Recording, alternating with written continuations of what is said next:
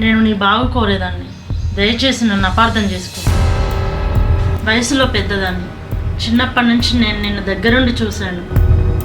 చిన్నప్పుడు నువ్వు తప్పటడుగులు వేస్తుంటే నువ్వు ఎక్కడ పడిపోతావని నీ చేయి పట్టుకొని నడిపించేదాన్ని. ఇప్పుడు కూడా జీవితంలో నువ్వు తప్పటడుగులు వేయకూడదని నిన్ను హెచ్చరించడానికి వచ్చాను. ఎవరిని నమ్మాలో ఎవరిని నమ్మకూడదో, అసలు నేనేంటో, నా జీవితం ఏంటో, మా వారితో ప్రయాణం ఏంటో, అసలు నా జీవితం ఎటుపోతుందో నాకేం అర్థం కావట్లేదు. నిజానికి నా స్థితి ఏంటో అర్థం కావట్లేదు. నా ప్రవర్తన నీకు బాధ కలిగించుంటే నన్ను క్షమించక్క.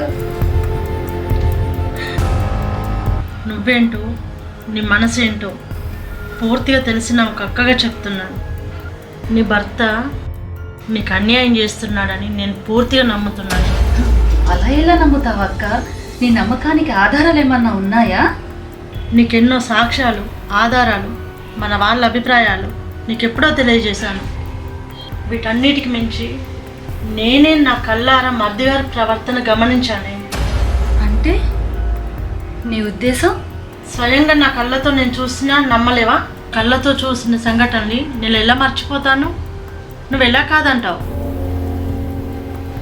అక్క, నేను నీకంటే వయసులో చిన్నదాన్ని కావచ్చు, నీ అంత జీవితాన్ని చూసుండకపోవచ్చు, కానీ నా అంచనాలు ఎప్పుడూ తక్కువ కావు.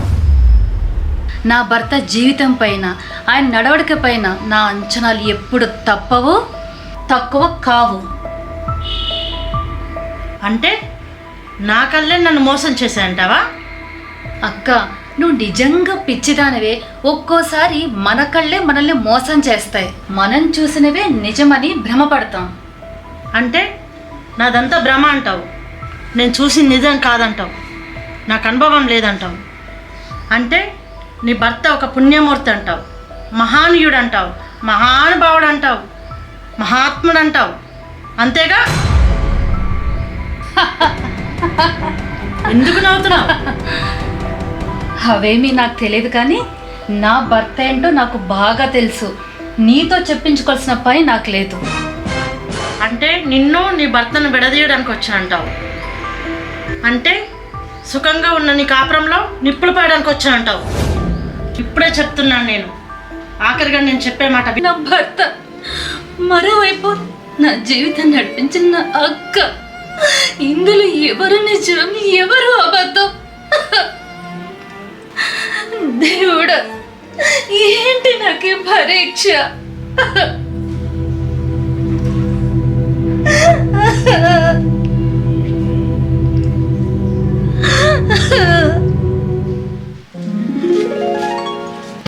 హలో, ఏంటి మార్నింగ్ నుంచి అసలు టీ ఇవ్వలేదు? Don't touch me. అరే ఏమైంది? What happen? ఏంట్రా, ఎప్పుడు నవ్వుతూ నవ్వించేదానివి, ఈరోజు ఏమైంది నీకు? Please leave me alone. ఏంట్రా శ్రీలు, ఏమైంది నీకు? ఏంటి, ఏమన్నా హెల్త్ ప్రాబ్లమా? లేకపోతే మానసికంగా ఏమన్నా డిస్టర్బ్ అయ్యావా? మొన్న ఊరెళ్ళొచ్చావు, మీ పేరెంట్స్ ప్రాబ్లం ఏమైనా ఉందా? What happen? ప్రాబ్లం అంతా మీతోటే. నాతోనా? మెరిసేదంతా బంగారం కాదు, తెల్లనివని పాలు కాదు, అన్నీ నిజమని నమ్మాను. నేనే పిచ్చిదాన్ని. శ్రీలు, ఏదైనా ఉంటే స్ట్రైట్గా మాట్లాడు నువ్వు. మీకేమండి, మీరు మగ మహారాజులు, మీరు ఏం చేసినా చెల్లుతుంది. అదే పని మేము ఆడవాళ్ళని చేసామనుకోండి, లోకమంతా కోడే కూస్తుంది. ఏంటి, నా గురించి ఏమన్నా బ్యాడ్గా విన్నావా? చాలా బాగా విన్నాను. వినటమే కాదండి, సాక్ష్యాధారాలతో సహా తెలుసుకున్నాను.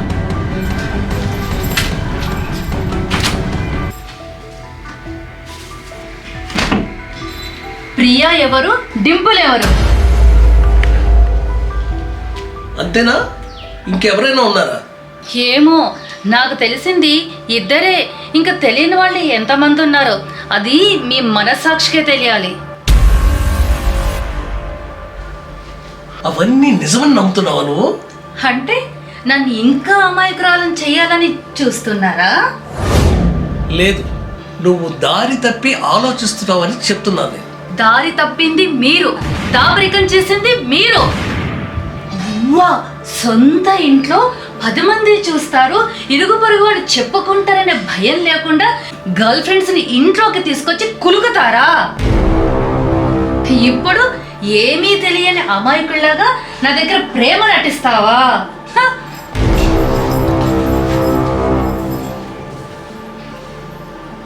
శ్రీలు, నీకు నిజం తెలియాలంటే నీ ఆవేశాన్ని నువ్వు తగ్గించుకోవాలి.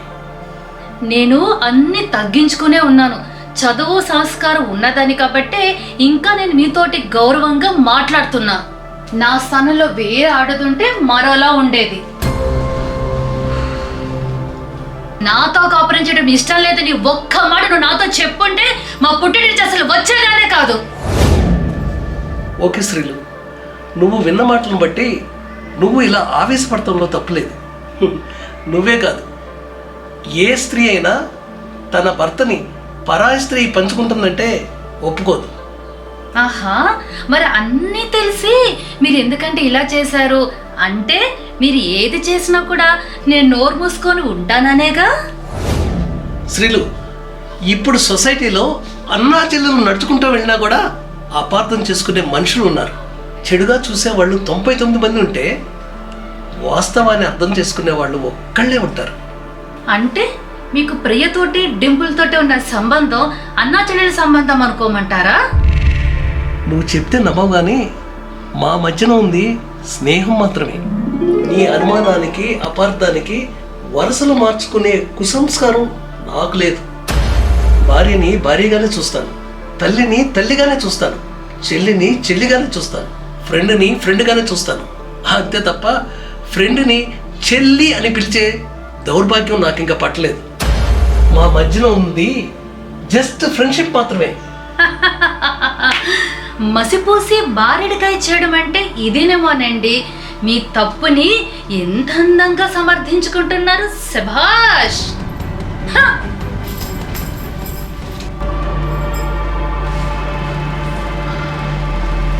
శ్రీలు, నా జీవితంలోకి ఎప్పుడొచ్చావు నువ్వు? పెళ్లి తర్వాతే కదా. అంతకుముందు నాకు జీవితం ఉండదా? నాకు స్నేహితులు ఉండరా? ఉంటారు, కానీ పెళ్ళయిన తర్వాత భార్య లేనప్పుడు ఇంట్లోకి వచ్చి ఆడ స్నేహితులు మటుకు ఎవరు ఉండరు. ఎందుకంటే అంత దొంగతురుడుగా మాట్లాడతారు. నాకు అమ్మాయిలంటే ఇష్టం, వాళ్ళతో ఎంజాయ్ చేయడం ఇంకా ఇష్టం అని నాతో డైరెక్ట్గా చెప్పేయచ్చుగా. చూడు, నువ్వు అనుకునే తిరిగిపోతాను కాదు నేను. నన్ను నా తల్లిదండ్రులు సంస్కారంతో పెంచారు. నాకు అక్క చెల్లెలు ఉన్నారు. నిజంగా వాళ్ళతో నాకున్నది స్నేహం మాత్రమే. నమ్మవు కదా, మన పెళ్లి కాకముందు ప్రియా నా క్లాస్మేట్. నేనంటే ఎంతగానో ఇష్టపడేది అమ్మాయి. ఆమెది 1 సైడ్ లవ్. ఏ రోజు నాకు ఎదురుపడి ఆ సంగతి నాకు చెప్పలేదు. ఈలోగా నాకు నీతో పెళ్ళైపోయింది. నన్ను ఎంతో ప్రాణంగా ప్రేమించిన ప్రియా పెళ్లి చేసుకోకుండా అలాగే ఉండిపోయింది. అటు తర్వాత అమెరికా వెళ్ళిపోయింది. ఆ రోజు మొదలు 10 ఏళ్ల తర్వాత మొన్న, అంటే నువ్వు ఊరెళ్ళవే, అప్పుడు కాల్ చేసింది. వచ్చి నాతో మాట్లాడతానంది. రావద్దని చెప్పలేనుగా, అందుకే పిలిచాను. వచ్చింది, జరిగిందంతా చెప్పింది. కేవలం ఒకరోజు మన ఇంట్లో ఉంటానంటే నేను కాదనలేకపోయాను.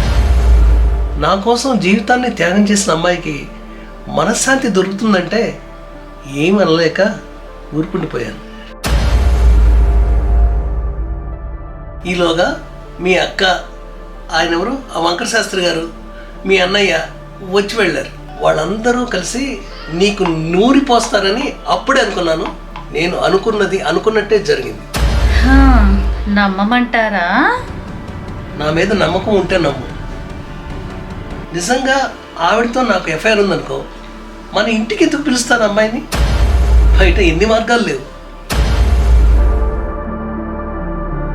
అలాగే డింపుల్తో నాకున్న సంబంధాన్ని కూడా చెప్తాను, విను. డింపుల్ మా పక్కింటి అమ్మాయి, నా స్టూడెంట్. నేనంటే ఎంతో గౌరవం అమ్మాయికి. తనకి ఆల్రెడీ పెళ్ళయింది, కానీ భర్తతో గొడవపడి విడిపోయింది. ఆవిడేదో ఎగ్జామ్ రాయడానికి హైదరాబాద్ వచ్చి యాక్సిడెంటల్గా నాకు ఫోన్ చేసి కలుస్తానంది. మన ఇంటికి రమ్మని పిలిచాను. ఎగ్జామ్ రాసుకుంది, వెళ్ళిపోయింది. అప్పుడు కూడా నీకు ఎవరైతే నూరు పోసారో వాళ్ళ ముగ్గురు వచ్చి ఆ డింపుల్ని చూసి వెళ్ళారు.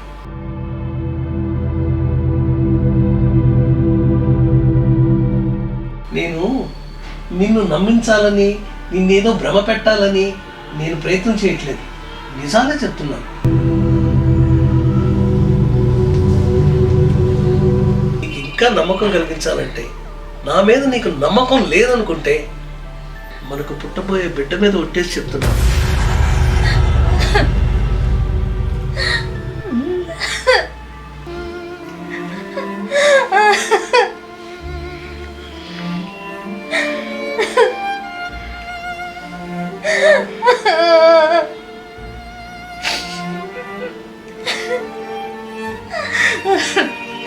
క్షమించండి, మీ మనసేంటో తెలుసుకోకుండా నేను చాలా అపార్థం చేసుకున్నాను.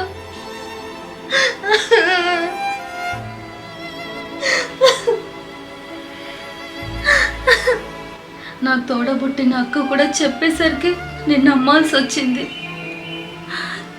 మీ వాళ్ళందరికీ ఈ సంగతులు తెలియవు.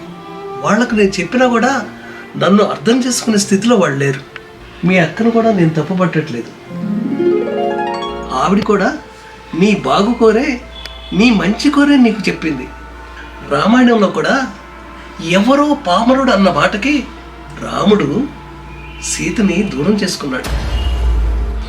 నిజం చెప్పి నా కళ్ళు తెరిపించారండి, లేకపోతే నేను కూడా దూరం అయిపోయేదాన్ని. భార్యాభర్తల మధ్యన అనురాగాలు, ఆప్యాయతలు, అభిమానాలు ఉండాలి కానీ అనుమానాలు, అపోహలు ఉండకూడదు. నా మాట నమ్ము శ్రీలు. భార్యాభర్తల బంధానికి గట్టి పునాది కేవలం నమ్మకం మాత్రమే.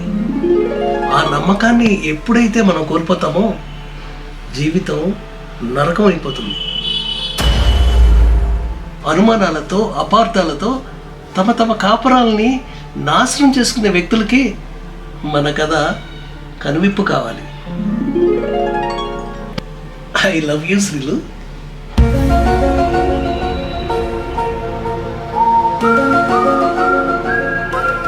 భార్యాభర్తల మధ్యన ఉండాల్సింది అనురాగాలు, ఆత్మీయతలు, అనుబంధాలు, అంతేకాని అనుమానాలు, అపోహలు ఉండకూడదు.